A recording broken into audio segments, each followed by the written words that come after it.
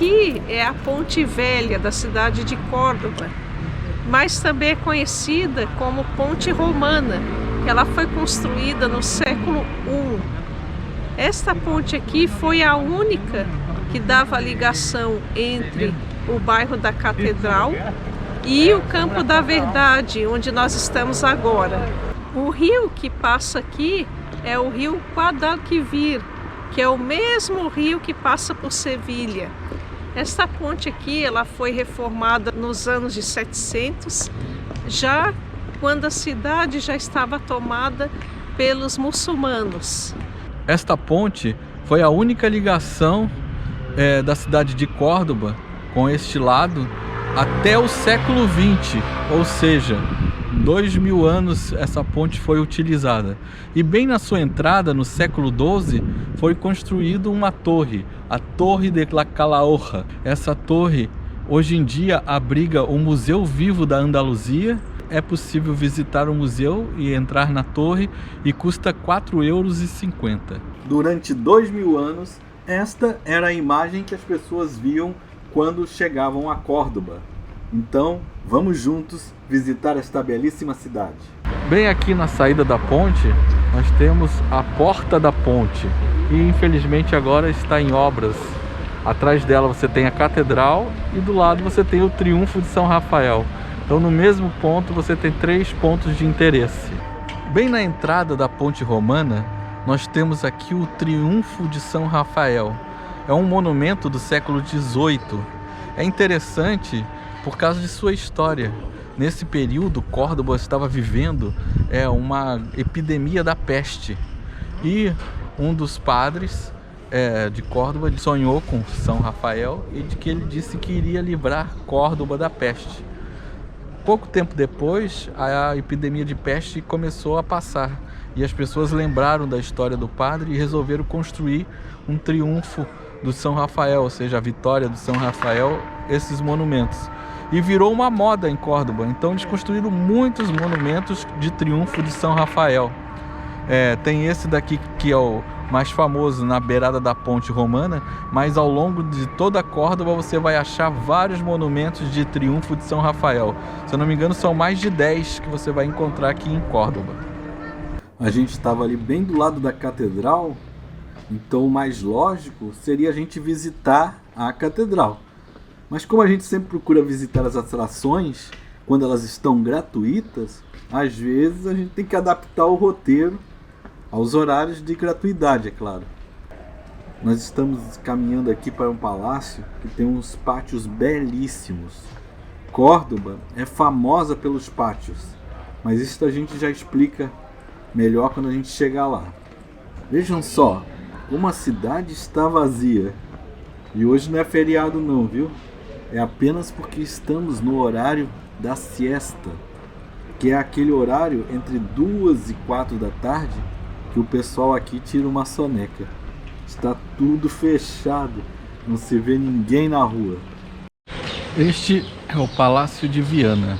Diferente do palácio de príncipes e reis, esse aqui era um palácio de um nobre do século XV, né? Uma pessoa rica, mas não necessariamente da realeza. Ele montou esse palácio em cima de uma outra estrutura que já existia medieval e transformou num palácio renascentista. Hoje você visita ou o palácio internamente ou os seus jardins, que são 13 jardins. A gente só visitou os jardins. Hoje, que é quarta-feira, é gratuito na parte da tarde. Então, se você estiver aqui em Córdoba numa quarta-feira, aproveite para visitar os jardins gratuitamente. Se não, custa €6 para visitar os jardins e €6 para visitar o palácio por dentro. O palácio parece ser muito grande também, mas a gente, como estava com pouco tempo, acabou não visitando o palácio por dentro. Vale a pena visitar os jardins, são lindos e você fica tranquilamente 1 hora ali dentro só admirando cada folhagem, as plantas, as flores, todo o jardim e cada ambiente é único, então vale a pena. pena conhecer. A gente nos jardins teve acesso a umas poucas salas do palácio que eles permitem que você veja a partir dos jardins. E essas salas são muito bonitas, então provavelmente o palácio também deve ser muito bonito para visitar por dentro. A visita começa aqui pelos estábulos. Era a garagem do século XV e XVI, né? E aquilo ali devia ser a Ferrari, o Porsche da época. Esse aqui é o primeiro jardim. Eles chamam de pátio, mas eu acho que pra gente é mais um jardim, né? Que jardim é uma coisa fechada e que as plantas são o destaque, né? Digam aí se pra vocês isso é um jardim ou é um pátio. Este aqui eles chamam de Pátio dos Gatos. E aqui eles têm essa decoração de vasos presos na parede, que é bem típico aqui de Córdoba. E nesse pátio aqui, ó, virando para esse lado, tem uma janela que dá para ver a cozinha deles, ó. Interessante, né? Não sei se na visita interna dá para entrar aí na cozinha. E esse aqui é o Pátio das Laranjas. Deixa eu mostrar aqui para vocês essa fonte, ó, muito bonitinha essa fonte. E esse pátio com certeza se chama Pátio das Laranjas porque tem algumas laranjeiras, né? Mas o pátio em si é bonito também. Olha só. Para quem gosta assim de jardinagem, de paisagismo, é um prato feito. Esse aqui é o Salão de Tobias. E mesmo que você esteja só visitando os jardins, dá para ter essa visão de alguns salões aqui, que eles permitem que você veja através de portas ou janelas abertas para o pátio. Esse aqui é o Salão das Porcelanas. Tá mais para uma sala do que um salão, na verdade. E esse aqui é o Salão do Mosaico. O nome com certeza faz referência ali àquele mosaico bonito que tem ali no chão, né? Pátio de la Madama. Aqui que a dona da casa devia vir, passar suas tardes, descansar, ler um livro. Se é que sabia ler também, né? Porque nessa época, infelizmente, não era comum eles deixarem as mulheres aprender a ler, né? Agora, uma coisa que surpreende aqui é que nós estamos em pleno inverno e mesmo assim os pátios, as plantas estão muito bem cuidados, estão muito bonitos. Pátio das Colunas é o mais novo, foi feito no século XX. Em geral as coisas mais antigas são mais bonitas, né? Mas esse aqui do século XX, ó, surpreendeu, né? Não deixa nada a desejar. É o maior pátio daqui, esse daqui, com as plantas muito bonitas ali, e o mosaico no chão, né? Interessante aqui. Gostei.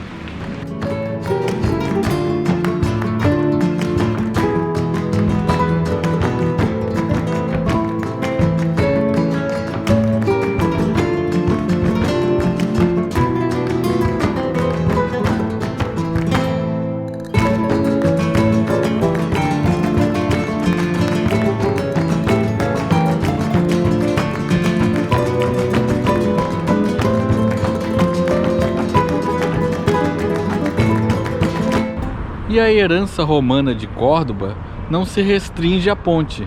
Aqui, bem ao lado da prefeitura, vocês encontram os restos de um templo romano. Este templo foi construído no século I e era o mais importante da cidade. E aí, Jerusa, minha cunhada querida, professora de arquitetura que sempre assiste nossos vídeos, este é um templo pseudo-períptero hexástilo. Em arquitetura, pseudo-períptero quer dizer apenas que tem colunas expostas na varanda, mas as colunas laterais estão embutidas na parede. E hexástilo quer dizer que tem 6 colunas na parte da frente. E aí, falei certinho, amada mestra? Me corrija aí se eu falei errado, hein? Um beijo! E esta aqui é a Praça das Corredeiras.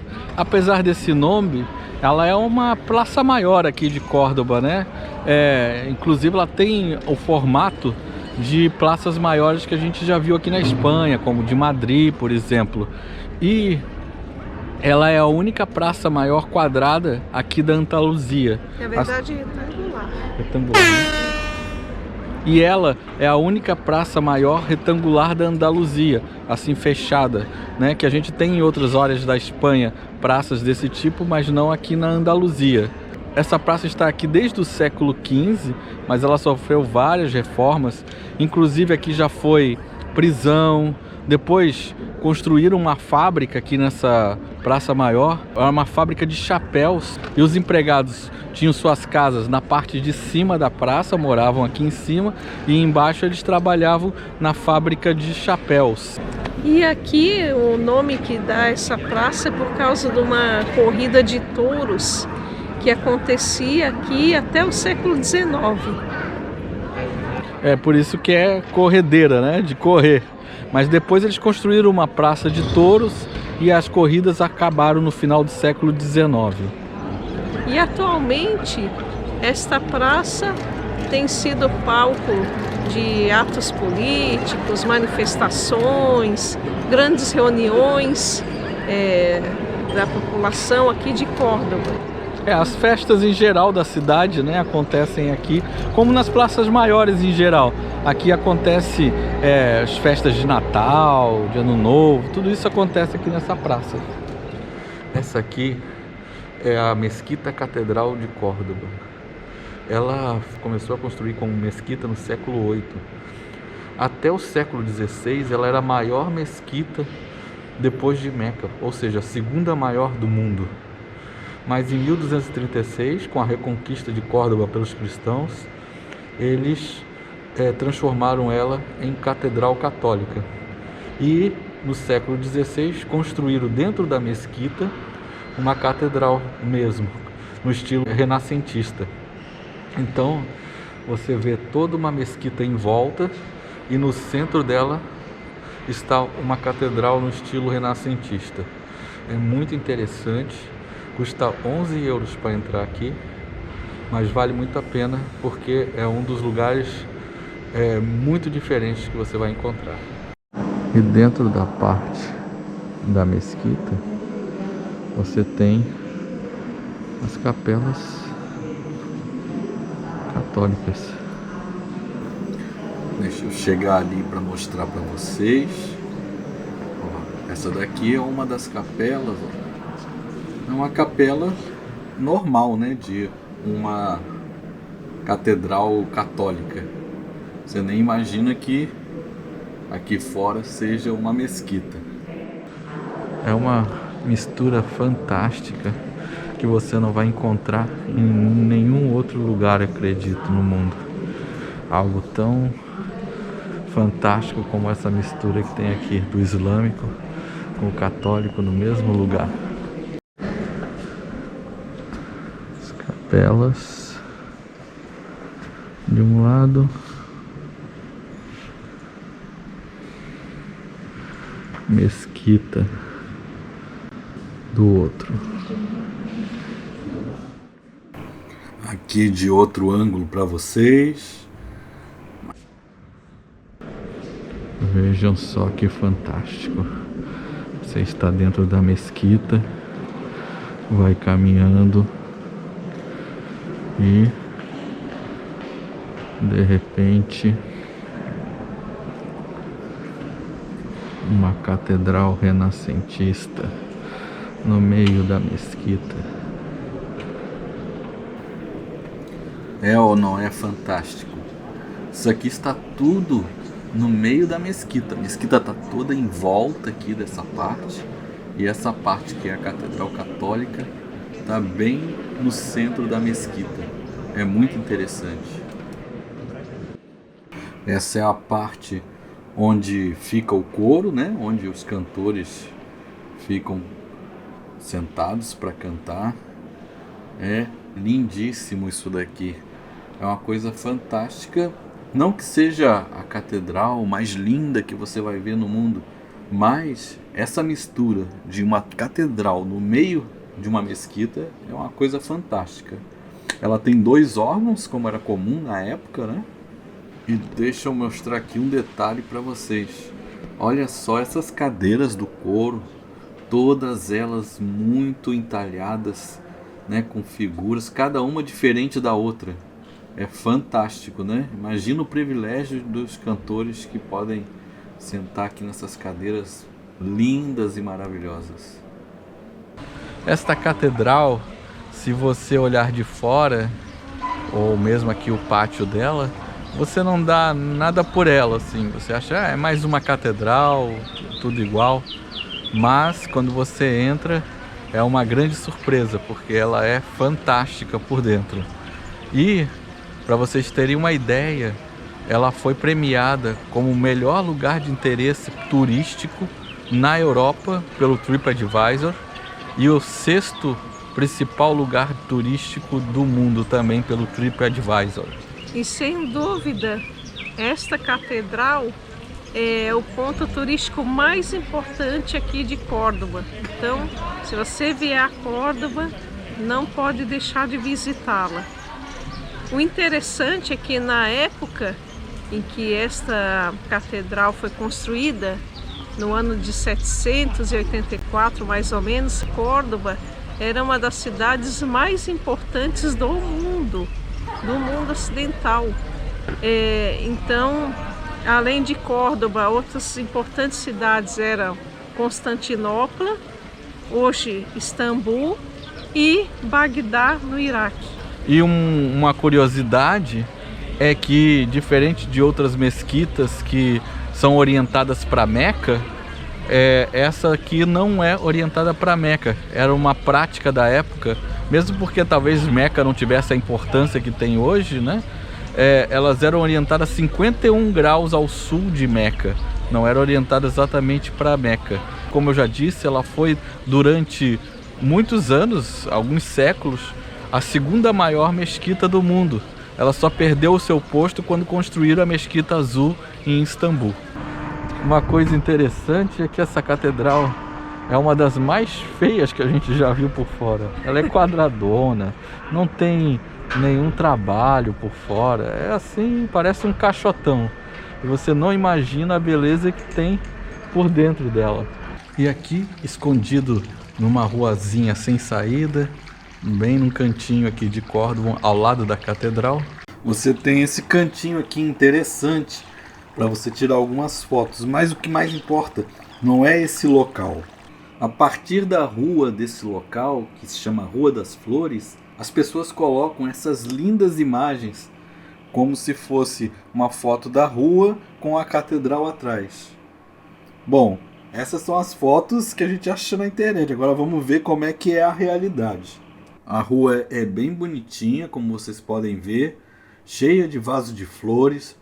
Talvez hoje não tenha as flores porque justamente estamos no inverno, né? Mas o grande problema é o seguinte, veja só, a gente não consegue, pelo menos nesta época do ano, enxergar a catedral lá atrás. Fica muito claro. A gente tentou em vários horários aqui fazer fotos diversos tipos, com HDR, sem HDR, não pega, a catedral fica clara demais.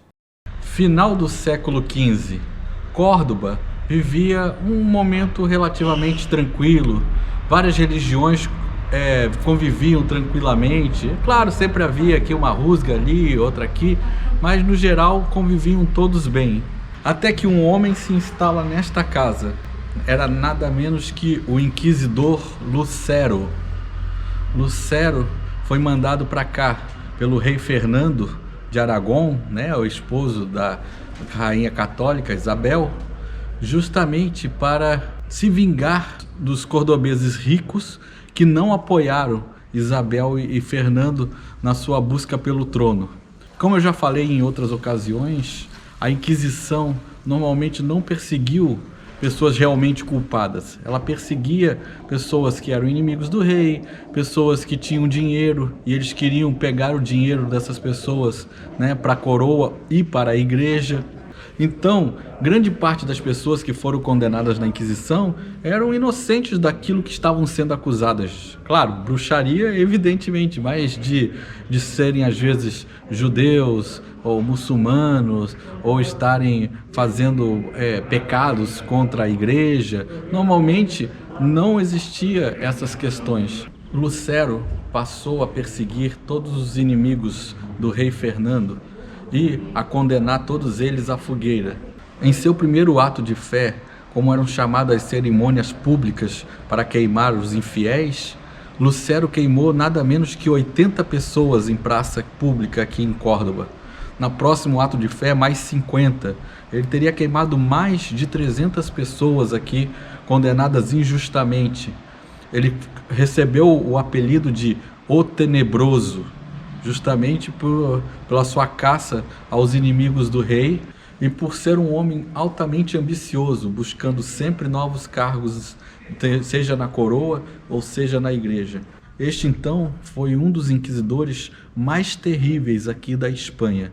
O que aconteceu é que a população de Córdoba, os mais pobres, talvez incentivados também pelos mais ricos, que eram os que estavam sofrendo mais, fizeram uma rebelião, invadiram o cárcere real, que na verdade na época era o Alcazar, para tentar matar o Lucero. Mas quando chegaram lá, encontraram muito dinheiro, roubaram o dinheiro que tinha lá, existia muito dinheiro no Alcazar, mas o Lucero mesmo já tinha se mandado no lombo de um burro, saído por uma porta escondida do Alcazar. E nunca mais ele voltou a Córdoba, e Córdoba se livrou naquele momento da Inquisição.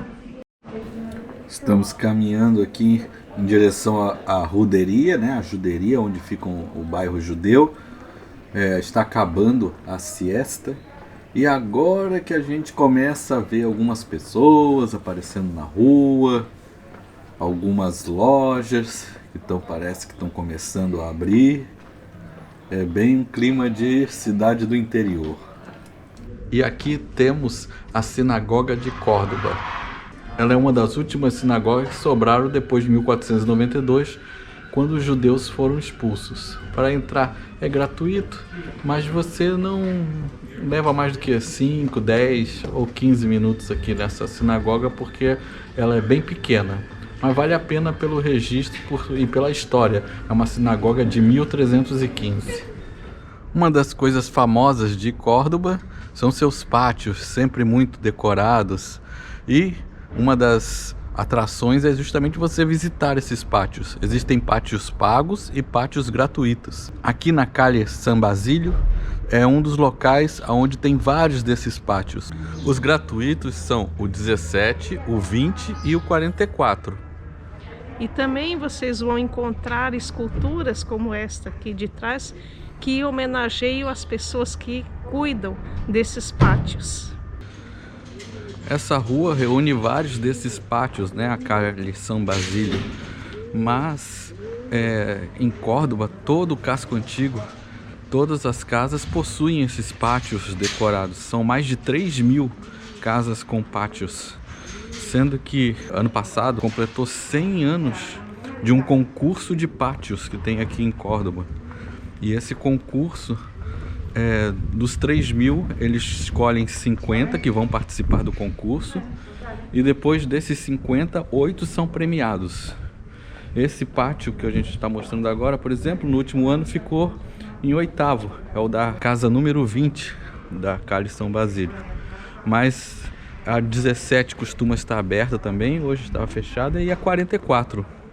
Então depende do horário, né? Às vezes as pessoas abrem, às vezes não abrem o pátio. E mesmo as que não estão completamente abertas, eles deixam assim uma grade que você consegue olhar para dentro e ver o pátio. Você não entra no pátio, mas você vê de fora. Então é um passeio bem interessante para ver como é que eles decoram os pátios. Tem essa tradição de manter sempre os pátios bonitos e competir entre eles quem tem o pátio mais bonito. Como o Christian falou, essa tradição, né, de manter esses pátios, de abrir a visitação pública, isso é muito interessante, é uma característica aqui da cidade. E vocês vão ver imagens que fizemos do pátio número 20. Vocês vão ver também uma arquitetura em torno desses pátios, em que vocês verão colunas visigodas ao lado de mosaicos romanos e as plantas, que também têm um significado e uma utilidade. Por exemplo, o limoeiro que está lá não é apenas para decoração, mas também para perfumar o ambiente, as flores e assim por diante. Então é muito bonito conhecer. É porque são casas que as pessoas moram ainda. Então o pátio tem realmente uma função ali de deixar a casa mais fresca no verão, a casa perfumada e assim por diante. Então é bem interessante. Agora chegamos aqui no pátio 44, o número 44 da Calle San Basilio. É muito bonito mesmo. Não é à toa que esses pátios ganham prêmios, né? Olha só, eu fico impressionado como eles conseguem manter tudo tão verdinho, tão florido, mesmo durante o inverno, né? Nós estamos em pleno inverno aqui e tá tudo como se fosse verão aqui. Então realmente é muito bonito.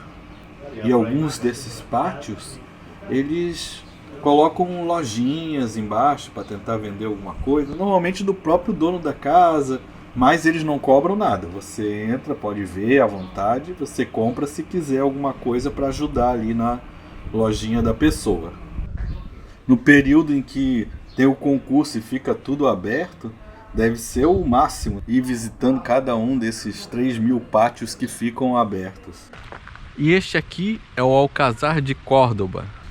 Se você quer conhecer o prédio mesmo do Alcázar, como funcionava um Alcázar, aí a gente recomenda que vocês tentem visitar o Alcázar de Segóvia, o Alcázar de Granada principalmente, que é um dos mais bonitos, ou o Alcázar de Sevilha. Mas esse Alcázar aqui não, esse Alcázar você vai ver basicamente o jardim. Então, dito isso, vocês vão estar pagando 5 euros, não é nossa função dizer se é caro ou se é barato, mas é 5 euros para visitar os jardins do Alcázar. Já que o Alcázar sobrou praticamente nada, você tem acesso a uma sala e um corredor aqui do Alcázar. E mesmo assim a sala não é assim uma sala bonita nem nada, é uma sala comum. Mas o Alcázar de Córdoba, ele teve sua importância histórica, então historicamente é bem interessante você visitar, porque aqui moraram os reis católicos durante 8 anos. E aqui também houve um encontro do Colombo com os reis católicos, enquanto ele estava tentando convencê-los a financiar a sua expedição para descobrir novas terras. Então, no jardim deste Alcázar tem uma estátua, que vocês vão estar vendo agora, que justamente relembra esse momento em que o Colombo se encontrou aqui com os reis católicos para tentar convencê-los de financiar a expedição para descobrir novas terras. Aqui no Alcázar, o Christian falou da parte interna, que realmente não há muita coisa, mas eu acho que um ponto é importante se destacar. Na sala que tivemos acesso de dentro do Alcázar, há mosaicos lindos que foram retirados da Praça da Corredeira, aqui de Córdoba. E esses mosaicos, que também vocês vão estar vendo agora, eles foram retirados da praça em escavações feitas em 1959. Agora, na parte externa, que são os pátios, os jardins, se vocês quiserem tirar belas fotos, aí, e se o intuito principal for esse, de tirar belas fotos do jardim, aí eu diria que vale a pena os 5 euros.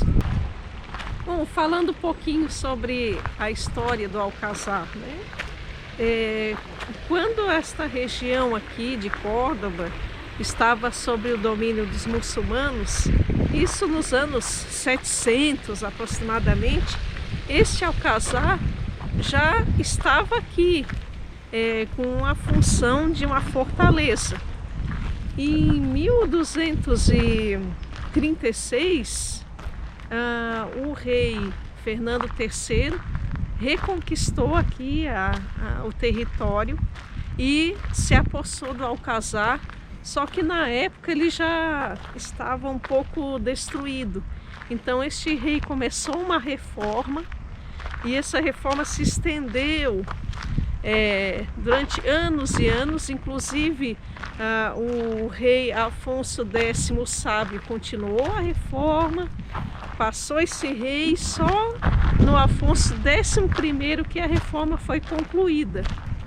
E ao longo dos séculos, o Alcazar passou por muitas fases e utilidades, até que no século XIX virou uma prisão e hoje o seu objetivo é turístico. Só um comentário que ele já foi também, como a gente disse antes, a morada dos reis católicos por 8 anos e foi sede da Inquisição espanhola também, né? Durante um tempo a Inquisição se instalou aqui. E lá no início ele era o Palácio do Califa, né? Então é uma longa jornada aqui que o Alcazar percorreu. Eu não sei se vocês já estão cansados de muralhas, porque em quase todos os nossos vídeos a gente mostra essas muralhas medievais. Mas a gente não cansa dessas muralhas lindas que sobreviveram tantos anos, né? Desde a Idade Média. Às vezes muralhas romanas de uns 2000 anos atrás. E Córdoba não é diferente. Tem aqui também uma bela muralha com suas portas, como toda cidade medieval. Então, pessoal, terminamos por aqui. Se gostaram do vídeo, compartilhem, deixem o seu like e se inscrevam no canal e ativem o sininho para não perder os próximos vídeos. Tchau! Até a próxima, pessoal!